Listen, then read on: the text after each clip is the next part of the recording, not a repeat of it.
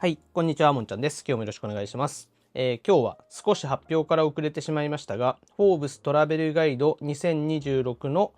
星獲得ホテルが発表されましたので、その動画撮ろうと思います。よろしくお願いします。で、今日は私の自宅のウイスキー置き場にいますが、ちょっとここからでね、申し訳ないんですが、よろしくお願いします。で、せっかくなんで、ここにアロマストーンがあるんで、ここにホテルのアロマオイルがあるんで、今日はこのプリンスギャラリーさんのアロマオイルをこのアロマストーンに垂らしまして、ちょっと始めようと思います。ちょんちょんと3滴ぐらいでいいか。はい。このプリンスギャラリーさんの香り、この香りですよね。このプリンスギャラリーさんのオリジナルアロマオイルを垂らしまして、ちなみに私の家にあるのはプリンスギャラリーさんとコンラッドさんと、これなんだろう、パレスホテルかな、パレスホテルさんとマンダリンオリエンタルさんのアロマオイルがありますが、いいですね。はい、これ帰ってホテルの気分思い出せるんでね、おすすめです。ちなみにこのアロマストーンは無印です。はい。はい、じゃあよろしくお願いします。で、2週にわたって動画撮ろうと思うんですけど、今週は5つ星獲得ホテルのご紹介で、次週になるかその次になっちゃうかはちょっとわかんないんですけど、4つ星のホテルを次にやろうと思いますんで、もしよかったらね、両方見てもらえればと思います。で、5つ星の方は各ホテルのね、写真とかをこちらに載せながら、私が行ったことがあるホテルはその感想とか、行ったことがないホテルは私のフォロワーさんとかからお聞きした評判とかを話しながら行こうかなと思うんですけど、4つ星ホテルはかなり数が多いので、まあちょっと写真を全部載せるって大変なんでね、ゆっくりフォーブストラベルガイドこんなんだよねとか、このホテルこうだよねって、まあ話せるホテルはね、話そうと思いますが、4つ星気をつけないと動画長くなっちゃいますよね。今日も20分から30分ぐらいに動画を収めたいなと思ってますが、はい、ということで行こうと思います。で、まず、順番としましては、まず受賞ホテルのご紹介ですね。すべて紹介しまして、各ホテルの紹介ね、少しずつしていこうと思いますんで、お願いします。はい。で、まず最初に、今回受賞されたホテル5つ星ですねは、新しく選出されたホテルが3つですね。でまずこちらから行こうと思います。1つ目がブルガリホテルさんで、2つ目がロック京都 LXR ヒルトングループのラグジュアリーホテルですね。で、3つ目がリッツ・カールトン日光さんですね。この後ちょっとざっと全部出すんですけど、リッツ・カールトン強しっていう感じはねちょっと感じた2026だったかなって気はしますね。はい。で、順番に行こうと思います。で、まず東京エリアですね。から、マンダリンオリエンタル東京さん、ペニンシュラ東京さん、パレスホテル東京さん、ホテルニューオータニエグゼクティブハウス全、ちょっとね、ここに載せてるんで見ながらね、視点動いちゃうのすいません。はい。で、リッツ・カールトン東京さん、プリンスギャラリー東京清井町さん、キャピトルホテル東急さん、高輪花航路さん、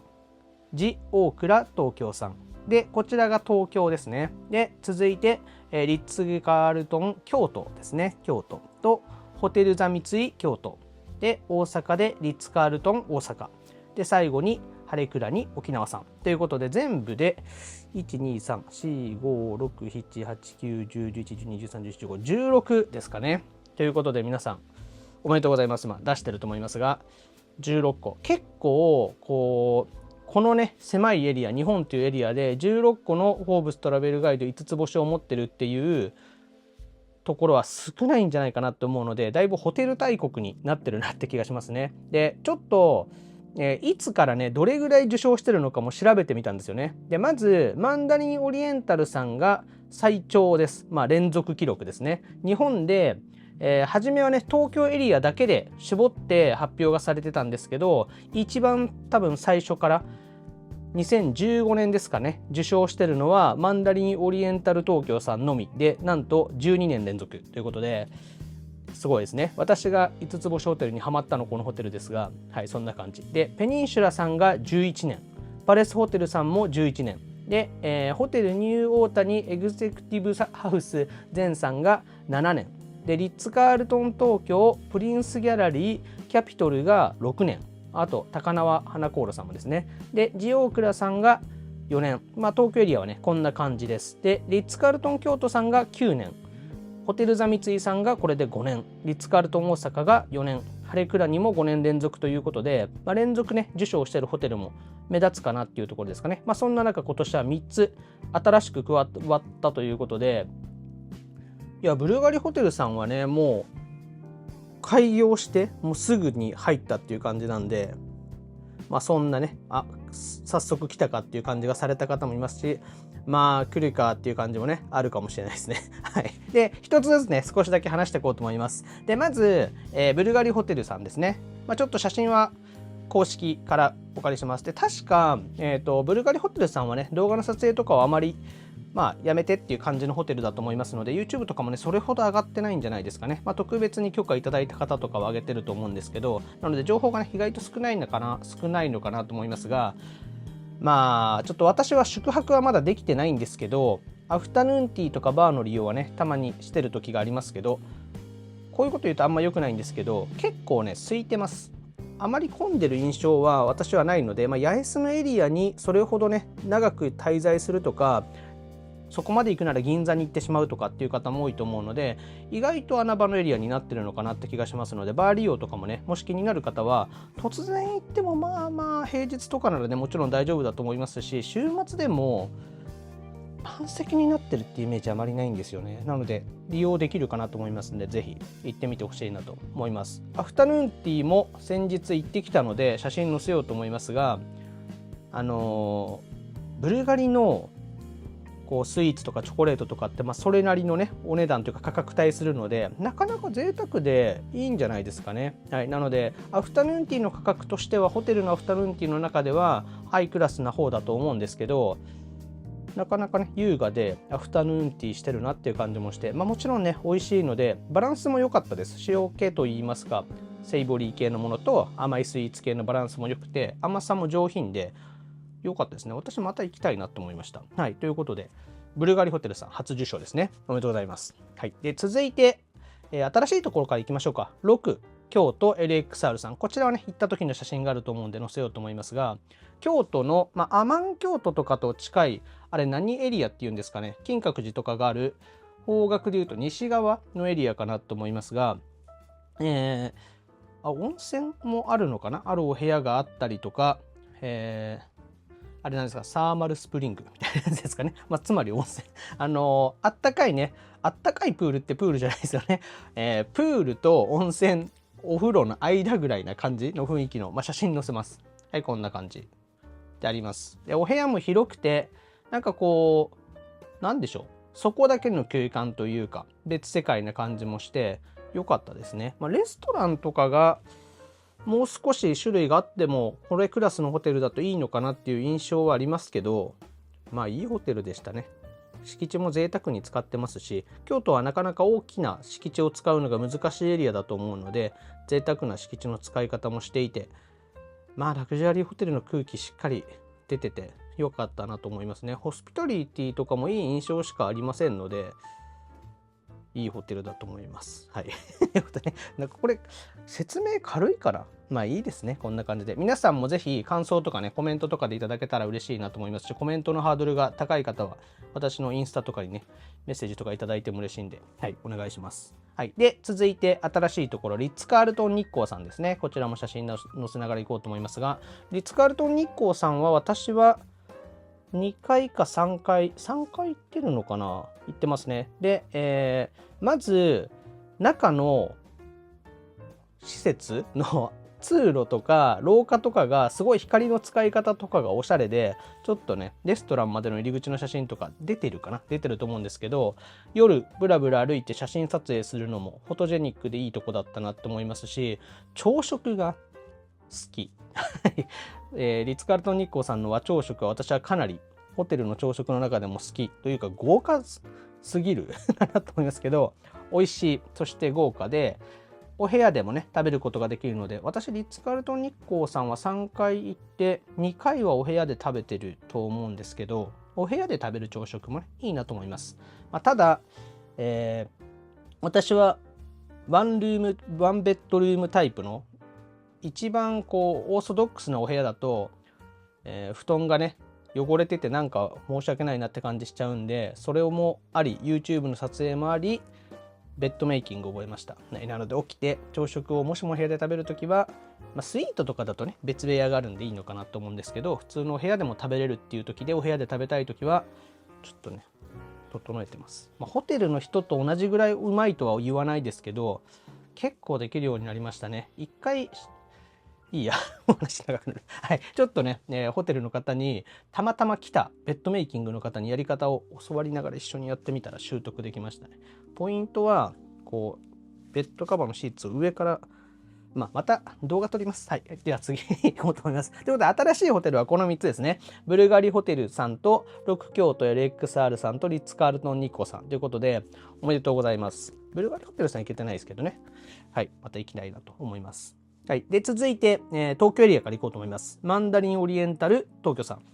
ちゃんと。12年連続ということで、さすがですね。私は、結構コロナ前からコロナ禍かけて、コロナ明けぐらいまでは行ってたなっていう印象なんですけど、私がラグジュアリーホテルにはまるきっかけを作ってくれたホテルでもあるので、ちょっとね特別な思いもありますが、いろいろなお部屋泊まったなと思うんですけどいくつか写真載せようと思うんですけど、ロビーの空間が他の最近のラグジュアリーホテルと比べるとものすごく広いっていう感じではないですけど、日本橋っていうエリアもあり、品もあり、バーとかも利用してますし、マンダリンオリエンタルさんは結構ねグルメなホテルだなとも思いますんで、ピザバーがあったりとか、センスさんとかですか、中華系とかいろいろなね料理が結構楽しめるホテルなので、ご飯をね楽しみに行くのも素敵なホテルだと思います。どこもね美味しいし、結構攻めてるというか、美しい料理って感じですかね。もうたくさんあると思いますんで、こうレストラン選びも楽しいホテルじゃないかなと思います。はい。唯一最近のホテルと比べると弱点があるとすれば、プールがないことぐらいですか。はい。プールを求めてる方はもしかしたらね他の選択肢もあるかなと思うんですけど、ただこの女性だとプールと関係ないんですけど、スパがめっちゃいいらしいです。ちょっとスパの写真ないかな、さすがに公式であったらちょっと借りてこようかなと思いますけど、天空のスパと言われるスパおすすめなので、男性でもね優雅でいいと思うんですけど、女性にプレゼントとかもいいかなと思いますんで、ホテルのスパプレゼントにおすすめです。結構喜ばれますし、自分ではねなかなか行かないっていう方も多いと思うんで、ホテルスーパーお土産結構いいですよね。はいいいです。はい。で、続いてペニンシュラ東京さんですね。はい。いや、そこは日比谷かな、エリアとしては。皇居と日比谷公園のある角のね交差点のとこにドーンってある感じですけど、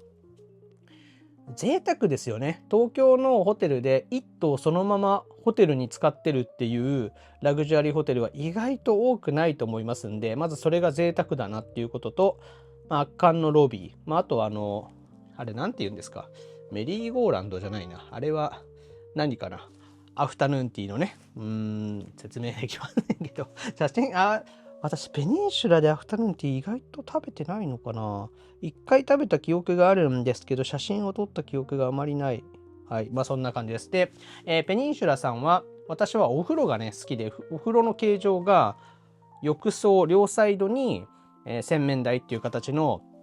お風呂になってますが、こちらね結構いいなと思うのと、ペニンシュラさんはお部屋の光量が割と落としめなので、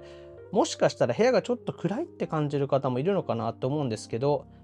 それもねペニンシュラさんらしさっていう感じが私はしますので、いいんじゃないかなって。ペニンシュラさんも結構泊まったなと思いますけど、いいホテルだなと思います。で、立地もいいのでね、丸の内のエリアはチョコレートのお店とかスイーツのお店とかいっぱいありますし、銀座に歩いていくのも多分5分10分で十分に行けるので、結構買い物とかねにもいいんじゃないかなと思いますんで、さすがの立地ですね。はい、ペニンシュラ東京さんもさすがで、こちらは11年連続ということで、すごい、はい、おめでとうございます。で、続いてパレスホテル東京さんですね。で、パレスホテル東京さんは、和田倉噴水公園の前なんで、ペニンシュラと比べると皇居の辺を歩いていって逆サイドって感じですかね。そこサイドまで行ってないですけど、はい、丸の内のエリアにある、丸の内1の1とかでしたかね、住所が。結構インパクトのある住所だったような記憶があるんですけど、日系ホテルということで、パレスホテルさんも11年連続ですね。日系ホテルとしては最長じゃないですかね。トランプ大統領が来られた時に宿泊したのでもね、ちょっと話題になったかなと思うんですけど、はい。で、こちらもね、私は朝食が結構好きっていうことと、ラウンジがね使えるお部屋だととてもラウンジもいいっていう噂は聞いてます。私何気に行けなかったというか行けてないんですけど、はい。でちょっと写真も載ってると思うんですけど、お部屋がねバルコニー付きで、バルコニーから見える夜景がまたね他の超高層階と言われるホテルの夜景とはまた違うので見応えあって、私はその夜景が好きなんで行ってたという節もありますけど、はい。であとはこちらは1階のロビーラウンジで、私が特におすすめしてるのがいちごのパフェ。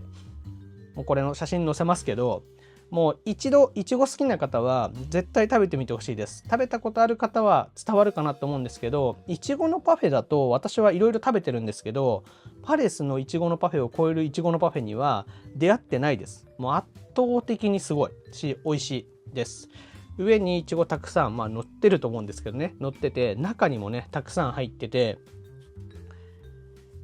これおすすめです。であとは、4階かなの、バーで昼食をねいただくことができるんですけど、このバーのから見える景色もいいのと、そこでの昼食意外と穴場なので、もしよかったらね、写真は載せれないかもしれないですけど、そちらもおすすめです。料理もやはりね、美味しいので、といってもラグジュアリーホテルってどこもレストランしっかりしてますよね。なんでレストランがもしもダメだっていうところは5つ星を取れてないっていう疑惑もあるんで、どこも美味しいっていう結論になる可能性は高いんですけど、こちらもね和食美味しいお店入ってますので、ぜひ食べてみてほしいと思いますし、なんかイタリア料理も結構有名だったと思うんですよね、パレスさんは。はい。なのでラグジュアリーホテルはねグルメが好きな方っていうのもねどこもいいと思いますんで、食べ比べてみてください。はい。はい、そんな感じで、パレスホテルさんも11年連続ということでおめでとうございます。はい。で、続いてホテルニューオータニエグゼクティブハウス全さん、じゃんと写真載せながら行こうと思いますけど、こちらは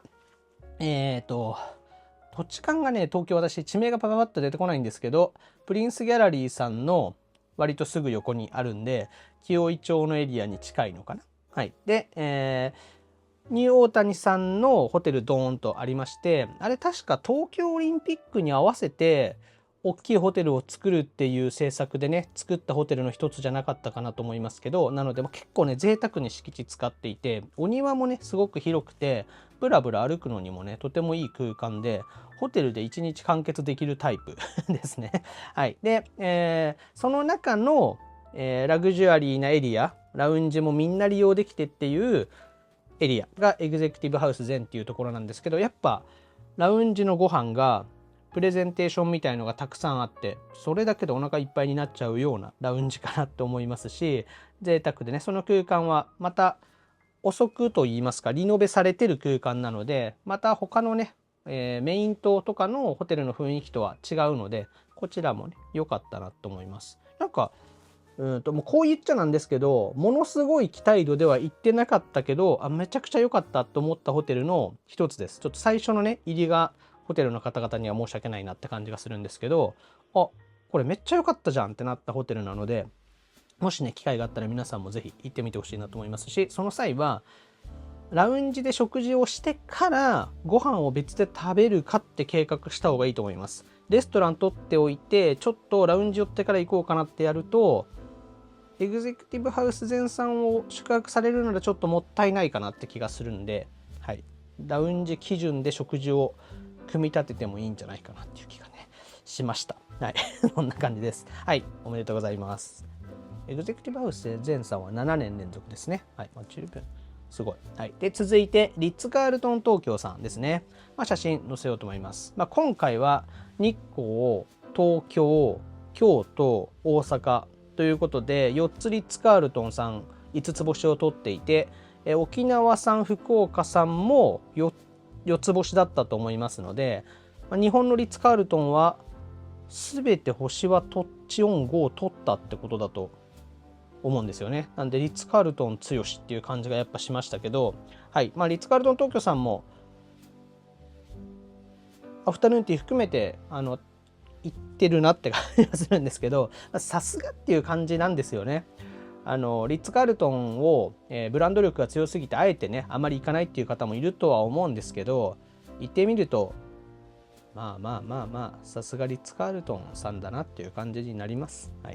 なのでねいろいろな写真載せようと思いますけど、ちょっと、クラシカルな、ね、デザインかなって東京は思いますけど、まあクラシカルホテルっていうほどクラシカルっていうわけでもないですし、こう時代といいますか経年劣化が気にならないタイプのデザインかなと思いますので、まあ、そういうのもねいいんじゃないかなって工夫されてると思いますし、いいなと思います。まあ、東京タワーがね見えるお部屋が東京タワーが建築物で見えなくなっちゃったり、ちょっとね最初の時よりっていう加点要素がなくなったりしてるかもしれないですけど、まあ、それでもねやっぱりいいホテルだなと思いますので、はい、外さないかなって感じがさすがリッツ・カールトンって感じですかね。はい、ということでおめでとうございます。続いてプリンスギャラリー東京清井町さん、こちらも載せようと思います。まあ、こちらはね私の YouTube をご覧いただいている方はよく言ってるよねってことになると思うんですけど、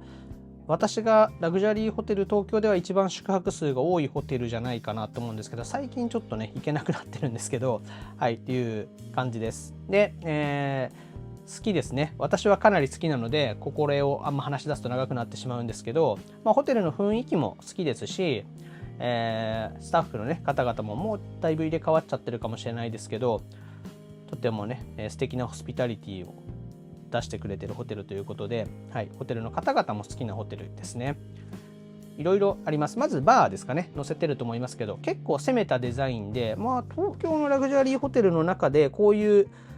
スタイリッシュでデザインを推してるようなホテルっていうのは割と少ないんじゃないかなって気がしますかね。はい、でホテルのこうロビースペースとかバースペースはやっぱこれぞプリンスギャラリーっていうね、色味照明とかなんですけど、お部屋は結構落ち着きがあるデザインのお部屋が多くて、まあ、ただちょっとアートといいますか、はい、プリンスギャラリーっていうぐらいなんでね、どこにいても美術館のような雰囲気は感じれるホテルで、刺激的でいいホテルじゃないかなって思います。ものすごく落ち着くっていうよりはオンでありながらラグジュアリーにいるっていう感じがするんで、割とビジネスマンとかもハマってるんじゃないかなって気がするので、男性一人のね宿泊とかもいいんじゃないかなって私は思います。はい、ということでプリンスギャラリーさんも結構連続してるんじゃないですかね。6年連続受賞ということでおめでとうございます。はい、で続いてキャピトルホテル東急さんですね。でこちらは、キャピトルということで国会議事堂のすぐ前にありまして、ホテルのお部屋からは結構ね大きいウェイトで、国会議事堂を眺めることができます。はい、こちらも私は結構好きなホテルで行ってますね。多分じゃない、あれぞ隈研吾さんのデザインっていう感じのね、木を使ったロビースペースと、お部屋も落ち着きがある、割と木をね前面に押し出してるんですけど、お部屋はね木すぎないっておかしいんですけど、エディションさんの虎ノ門とかに行くと結構木ですよね、お部屋が。そこまで木って感じじゃないですけど、そのバランスも良くていいんじゃないかなと思います。それとなんていうお名前だったかが今パッと、睡蓮さんかなっていう和食のお店があるんですけど、レストランの利用でも私はたまに利用してるんですけど、こちらの和食が私は結構好きなので、睡蓮さんで作っていただいてる和朝食が好き、はい、なのでねこちらも朝食が好きなホテルですね。あとはロビースペースでアフタヌーンティーいただけるんですけど、こちらは結構即完売といいますか、予約しないとなかなか食べれないアフタヌーンティーということで、アフタヌーンティー好きな方も私のフォロワーさん結構いるんですけど、評判いいです。私何気にキャピトルホテルさんでアフタヌーンティーをいただけてないんですけど、かなり評判いいので、アフタヌーンティーが好きっていう方もねぜひ行ってみてほしいホテルの一つです。はい、ホスピタリティしっかりしていて、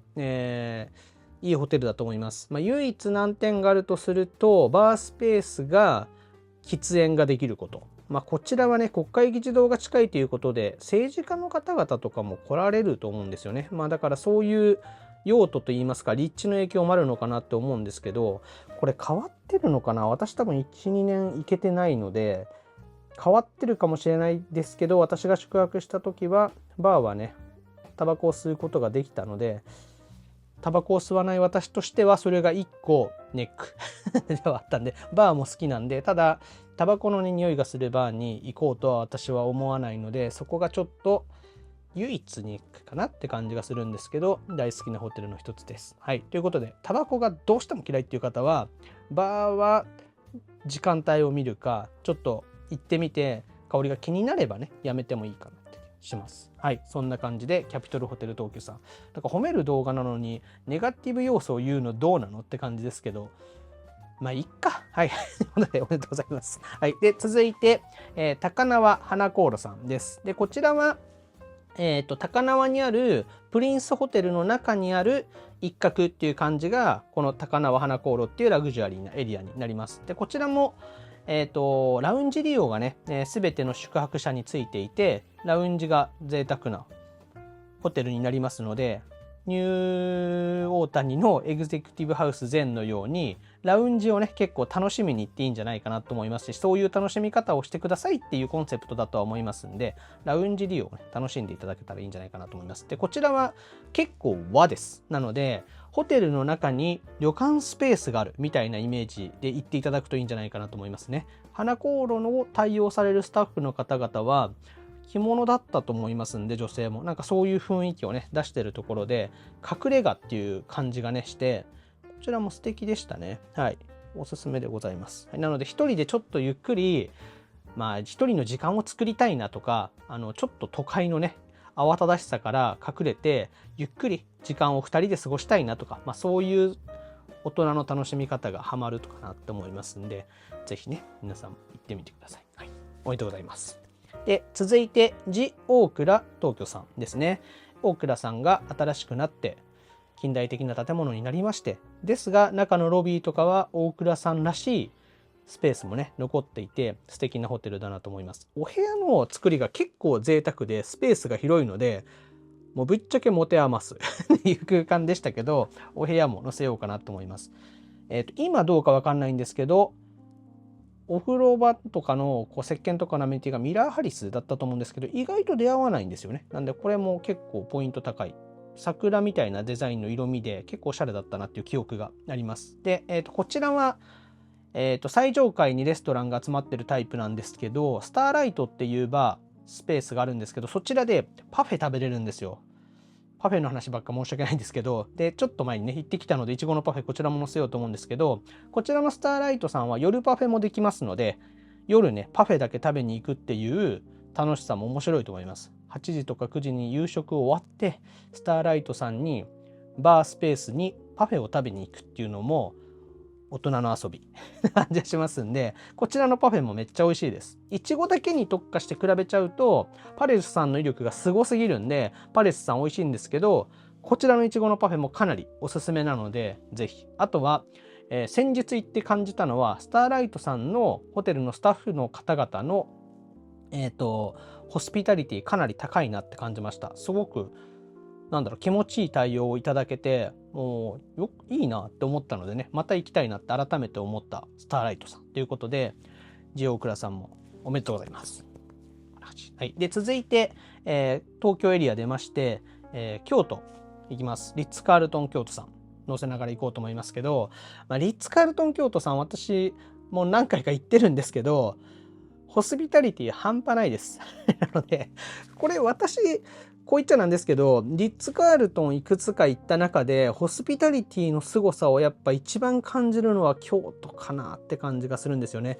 神々の戦いみたいな感じですよ。全て素晴らしいんですけど、その中でも京都のホスピタリティやっぱすごいなっていうのをいろいろなとこで感じますね。情報共有もそうですし、その受け渡しですか、もう素晴らしいなと思っていて、どこにいても何でしょう、みんながこう自分のことを認識してくれてる感じをこんなに感じるホテルってなかなかないなって気はするので、はい、でかつねそれがこうやりすぎじゃないっていう絶妙なところで素晴らしいなって思いましたね。なのでホスピタリティを感じに、ぜひ行ってみてほしいなって思いますね。はい。いや、いいですよね。リッツ・カールトン京都をこうやって思い出すと、本当いい思い出しかないですね。レストラン利用とかアフタヌーンティーだけで行くこともあるんですけど、それでもやっぱいいなって思いますね。なので、ホテルにレストランだけ行くとか、アフタヌーンティーだけ行くっていうのは、アフタヌーンティーはちょっと流行ってた時期があるんで、そういうこともあったかなと思うんですけど、意外とね、ハードルが高かったりすると思うんですけど、でも私のこの動画見ていただけてる方にそのハードルはないか。はい、大丈夫ですね。ということで、リッツ・カールトン京都さん、素敵なホテルですね。おめでとうございます。続いて、ホテルザ三井さんですね。はい。で、こちらももう5年経つのか。出来たてのイメージなんですけどね、時間が経つのは早いですね。はい。で、の写真載せていこうと思うんですけど、写真を整理してて、このホテルやっぱ写真綺麗だなって思いますし、いろいろね、こうデザインが美しいなって思うのを改めて感じました。夜も美しいので、夜もお部屋にこもらずに、ぜひね、ホテルの中ブラブラしていただいて、ちょっとね、ロビースペースとか椅子があったら座って、ちょっと眺めてるだけでも優雅じゃないかなと思いますんで、建築的に美しいホテルでもあるなと改めて思いましたね。はい。何度かね、お邪魔してるんですけど、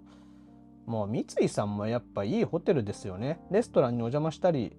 もしますけど、レストランの方々のホスピタリティも高いホテルの一つだなってやっぱり思いますんで、はい。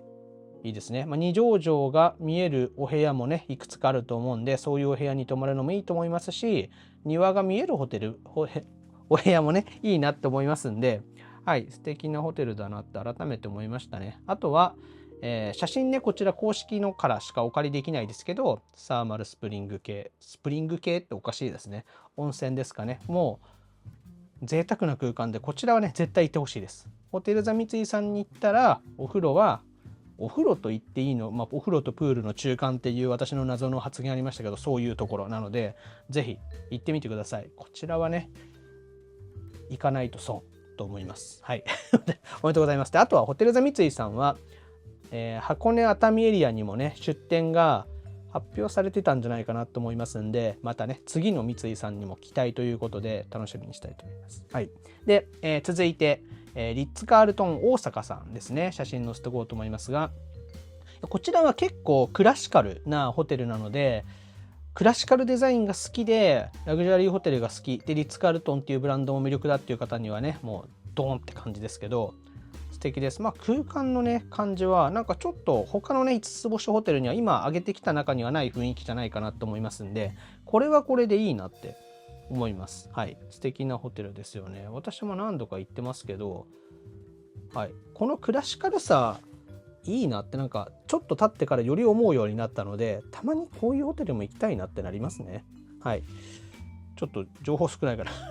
結構ね、行ってるので、いろいろ話せることありそうなんですけど、ちょっと長くなってしまいそうなんで、はい。おめでとうございます。もう大阪エリアはね、今はリッツ・カールトン大阪だけってことなんで、またね、増えてくるといいなと思いますけど、フォーシーズンズさんがね、4つ星の方にいろいろ入っていたり、ちょっとこれからまた上がってきそうだっていうところもあるんでね、楽しみにしたいと思います。はい。で、続いて最後に、ハレクラニ沖縄さんですね。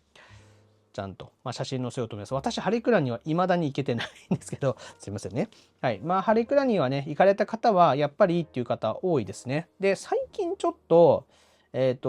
そんなハレクラニに行ってる人が、妬まれがちかもしれないです。なので、ハレクラニを敬遠される方も出てるなっていうのはね、私の周りの印象ですけど、好みホテルあるんでね、いいと思います。なんか好き嫌いを話し合えるのもホテルの面白さなんで、自分が好きなホテルは好き、嫌いなホテルというかそんなね、ハマらないホテルもあるっていうのをあっていいと思うんですけど、相手をね、否定しないようにはしてほしいなと思いますけどね。どちらの価値観もあっていいかなと思います。はい、ただ、圧倒的多数がいいって言ってます。なので私も勧められることばかりですね、基本。なので、いつか行こうと行けてないっていう状態なんですけど、はい、いつか行きたいなと思います。で、ホテルの方々もハレクラニのホスピタリティは素晴らしいってスタッフの方が言ってるのもたくさん聞いてるので、中もね、しっかりしてていいホテルなんじゃないかなと思います。はい。ということで、いつかね、また行きたいなと思います。はい。ということで、30分で動画を収めようと思ってたんですけど、今時間をちらって見たら、やっぱちょっとオーバーしちゃいましたね。でもこれは、許容範囲内です。はい。ということで、第1週ですが、フォーブストラベルガイド5つ星のホテルをご紹介しました。2026年受賞の皆様、ホテルのスタッフの皆様のね、努力あってのことだと思いますんで、おめでとうございます。はい。こういうのはね、お祭りみたいなものなので、我々は見て、これをね、見て順番に行ってみようかなっていうのもいいと思いますし、自分のね、行ってみた感想と、とか思ったり、確かにって思うのが楽しさだと思うんでね、みんなでお祭りとして楽しめばいいんじゃないかなと思います。はい。なのでね、他のホテルどうなのっていうの出ると思いますけど、いいんですよ。これはこれで。ここが再評価したのはここだなんだ。一つの指標でいいのかなと思いますんで、みんなでね、ワイワイ楽しめたらいいんじゃないかなと思います。はい。ということで、次週か次か、その次かわかんないですけど、4つ星のホテルもね、話してみようと思いますんで、またよかったらね、見ていただけたらと思います。コメント欄にね、どう思ったかとかも書いていただけると嬉しいんで、またお願いします。はい。では、今日はこんな感じで終わると思います。皆さん、ありがとうございました。失礼します。